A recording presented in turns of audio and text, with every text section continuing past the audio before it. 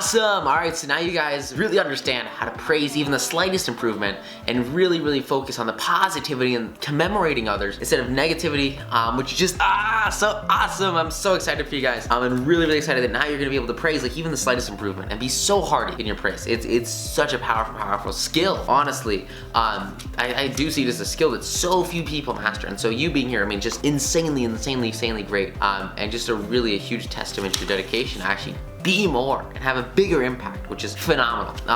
Now I want to cover a topic that is so critical. It's give a dog a good name. This is important because, you know, once you understand this, you can really sort of manipulate the way that people see themselves and make them see themselves as more than they actually are. Really good example, I remember I was having this very long, deep conversation with one of my artist friends, Zach, and really trying to understand the root and the core of his desires and his motivations as a being and what he wants to get out of his career. And we were like 35 minutes deep into this, and all I'm doing is what I've been teaching you guys, right? It's just asking questions and listening and agreeing and praising and saying, wow, that's awesome, and showing genuine interest in the artwork that he's doing.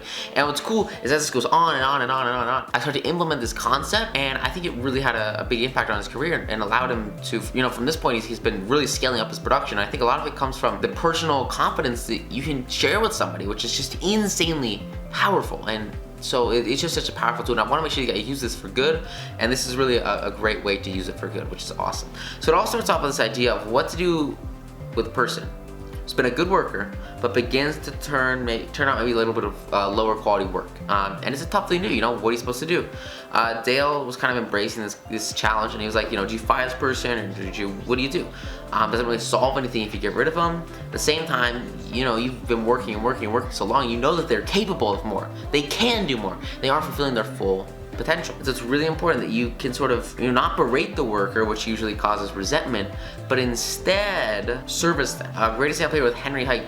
He owned this huge truck dealership in Indiana, and a mechanic whose work had become less and less satisfactory. And the thing is, like, a lot of people don't even understand or realize that this is happening at the time, because most people are working as employees, and so they don't actually see a change in the amount of results that they produce in the marketplace. Like, if I start trading stocks worse and I start losing a bunch of money, or I start making a lot less money than I usually make, like, it's gonna show in my performance. It's not just gonna be like, I'm not gonna go unnoticed, right? But for a lot of people that are working maybe in salary jobs, you don't notice immediately if you're not performing as much as you used to. And so what this guy did is, instead of bawling him without or threatening him, like kind of the negative way, he decided to call him into his office and have a heart-to-heart talk. And he says, Bill, you're a fine mechanic. You have been in this line of work for a good number of years. You are awesome. You're phenomenal. You know, he wants to have him in his presence together so that when they're together, they can share with each other the mutual respect and bond over the connection that they have. And most significantly, he can give him a ton of praise for the awesome car work that he's been doing at this mechanic shop. I mean, he's doing a really great job. It just hasn't been as much lately as it used to be, and that's the only tiny little challenge that they have. And so he says, look, you've been awesome for a great number of years. You've repaired many vehicles with great customer satisfaction, and in fact, I've had a number of complaints about the good work you have done. A number of compliments about the good work you've done. Yet, you know, as of late, not your fault, but the time you take to complete each job has been increasing, and the time, you know, your standards have not been up to your old standards. And because you've been such an outstanding mechanic in the past, I feel sure you would want to know that I am not happy with this situation, and perhaps jointly we could find some way to correct the challenge. And Bill responded that he hadn't realized that he'd been falling down on his duties, and he assured his boss that the work he was getting done was not out of his range of expertise, and that he would try to improve it in the future. He would go harder. He just didn't know. He needed somebody to tell him. Just let someone know. This is why it's so crucial that you're transparent with the people that you work with. You need to let them know how you're feeling so they can change their actions and adjust their being to come in sync with the desired result that you want to create. Did he do it? Of course he did it. Once again, he became fast, he became thorough, and the reputation exploded right where he used to be. Now what's cool is he could do everything else the way he used to and turn out work that was very comparable to what he had done in the past. All he had to do was turn on his mind again and say, look, I gotta keep working, gotta go hard, gotta go fast, and just freaking do it to the best that I can. And that simple shift changed everything for him and allowed him to have much more effective work as a mechanic. Really great little situation, and it all came from the praise that he was given, right? And also this name he was given. He was told that he was a great mechanic. In short, you know, if you want to improve a person in a certain respect, act as though that particular trait were already one of his or her outstanding characteristics. Neil said, assume a virtue if you have not. Assume they're awesome. And it might be well to assume and state openly that other people have the virtue that you want them to develop. Give them a fine reputation to live up to, and they will make prodigious efforts rather than see you disillusioned. The average person can be led readily if you have his or her the respect, and if you show that you respect that person for some kind of ability. It's just like this idea that we talk about in Think and Grow Rich class about manifesting your long-term goals and turning them into a reality with quality everyday plans over and over and over again. Like if you have this one thing you're working towards and you share with somebody, look, this is exactly where I want you to go, this is where I see you being, this is where you should be, and I want you to act as though you are already at this place, and I will treat you as though you are already a professional, mechanic, designer, whatever. Whoa, how cool is that? How powerful is that? I just thought that was freaking huge. Think more, like if you look back at this author who talks about sort of a transformation she had as being kind of a humble Belgian Cinderella. She says she was a servant girl from the neighboring hotel that would always bring her meals, and she was called Mary the dishwasher because she started her career as a scullery assistant.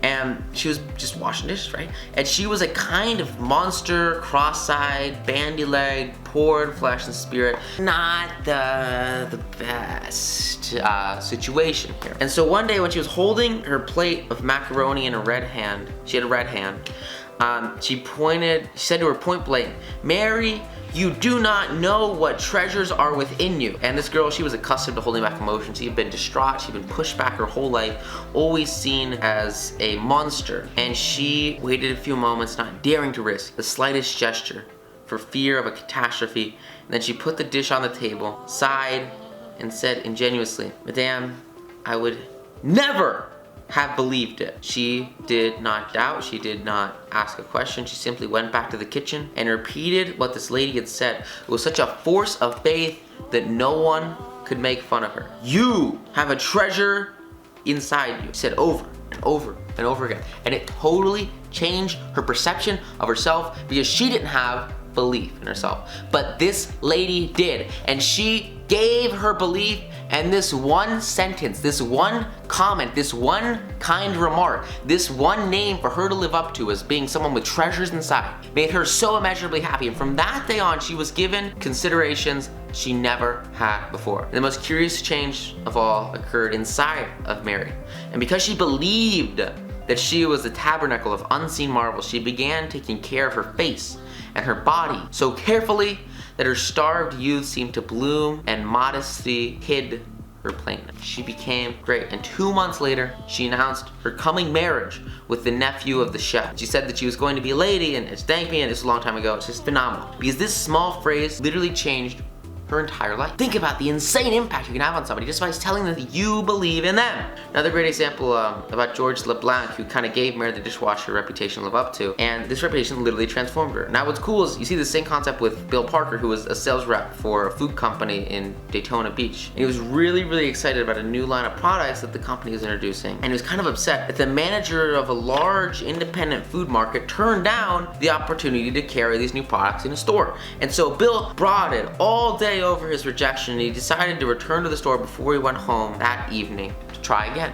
And here's the powerful mindset. You know, Jack, since I left this morning, I realized I hadn't given you the entire picture of our new line, and I would appreciate some of your time to tell you about the points I omitted. I have respected the fact that you are always willing to listen and are big enough to change your mind when the facts warrant a change. And so what he does is he comes into the store for a second time and he puts this guy on a massive pedestal, and he says, "You are a much bigger person than me, and I respect your ability to adapt, to change, and understand the facts, and I'm just asking as this little tiny person that you could please be this awesome guy that I know you are. Even if you're only down here, I'm gonna paint you as this awesome guy that's way up here and can respect the facts and listen to changing circumstances." Now how could Jack Reviews live up to another hearing? Not with a reputation to live up to.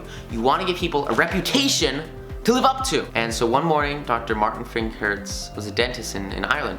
Same kind of story. You know, he used this idea of building a reputation to actually get the end result that he desired. Doesn't matter if it's in sales, doesn't matter if it's in investment, doesn't matter if it's in whatever field of business or personal things that you work on, it doesn't matter.